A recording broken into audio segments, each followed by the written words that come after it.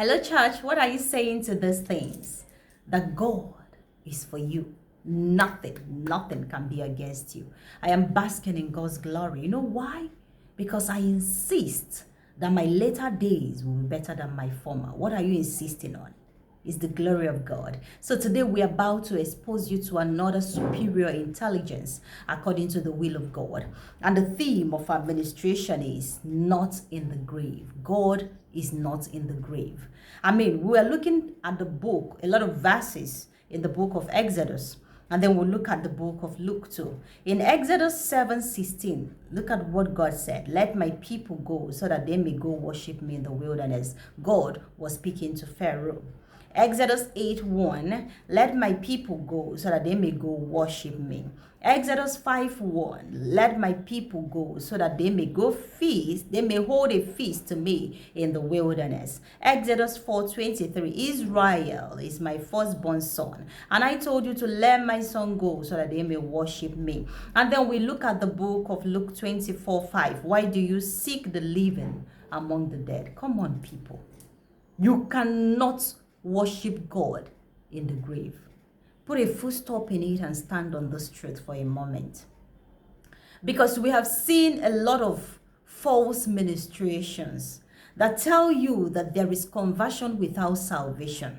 That tells you that God will begin to dine and wine with you in that situation that is in the first and foremost a lie. Jesus revealed to us that Satan is the father of all lies, not liars, lies. And it's only truth that will begin to give you the freedom. There's an exit from the grave. And the entire Old Testament is designed to give you the revelational platform that convinces you or reveals to you the strategy of the Spirit. You cannot worship God in the grave. If the situation you are in now is a lie, you are in a relationship that is a lie. The job you have is a lie. Your career is a lie. The thing you called marriage is a lie. If you were living a lie, there is a mandate connected to you that lie must first end before you do what? You receive access to the power of God. You are not worshiping God. It does not matter the number of times you fast. It does not matter the number of times you have cried, you have wailed, rolled on the floor, given tithe, sowed seed. The first thing first, get out of the grave. That's why the first message of salvation remains what? That you cannot seek the living among the dead. As Jesus resurrected, Jesus brought the same message to the women that they cannot seek the living among the dead. Isn't it exciting and also interesting how we continue to give access to the enemy in ways and platforms where we shouldn't give them access, because we don't even know where to start with our salvation. Okay, so what you have been using over the years is the mercy of God. You have been exhausting it exhaustively. You've been using the mercy of God in the grave. Do you know the number of times Jesus had to tell Pharaoh to let the people of God go so that they can worship me? The reason was clear. The first commandment is thou shalt worship only the Lord your God. So you have not been worshiping God. You've been committing idolatry.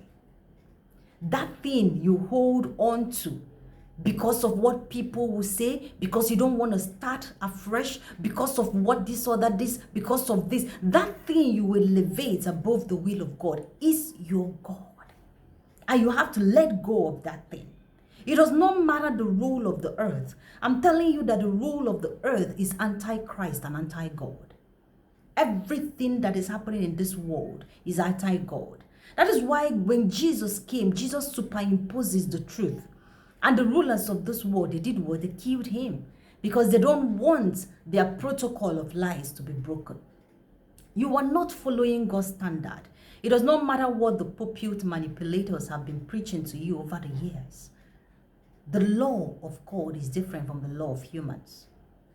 You cannot worship God in the grave. Take this, write it down, because this truth has been heavy in my heart, because a lot of people will go and they will not see results for decades and decades of services, decades and decades of work they do, and they're like, they have been praying to God. Why are they not seeing results? Because you are in the grave.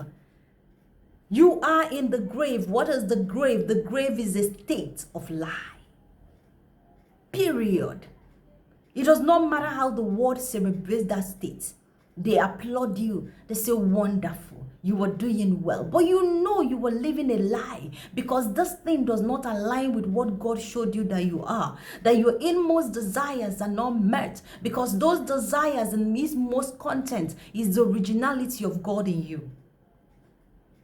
You are not worshiping God. It does not matter how much you have invested in the church. You cannot outgive a lie. You cannot sow your way out of lie. You cannot pray your way out of a lie. The only way you can correct a lie is the truth. To start telling the truth. This life, we are all times. Humans are time machines. You all have your time given to you. I have. Everybody has. Time does not wait for anyone. And the time is for what? Redemption. That you will redeem your souls.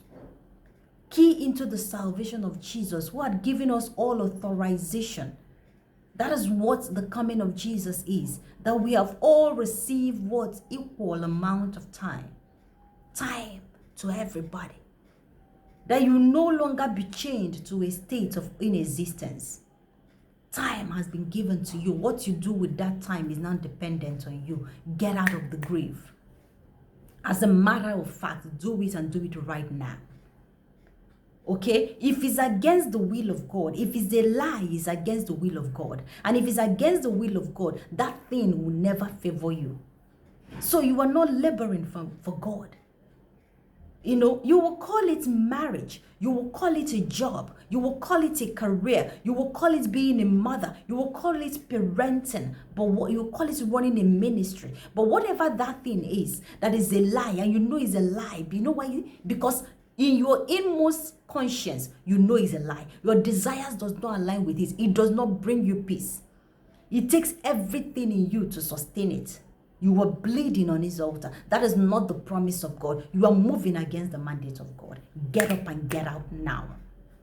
When God told the Israelites to get up, say, go tell Pharaoh to leave them, and then we get out to do what? To worship me. These are people that have been calling on God, and God said that he has heard the cry of these people, that they have heard the cry of these people. How come is the worship that is critical?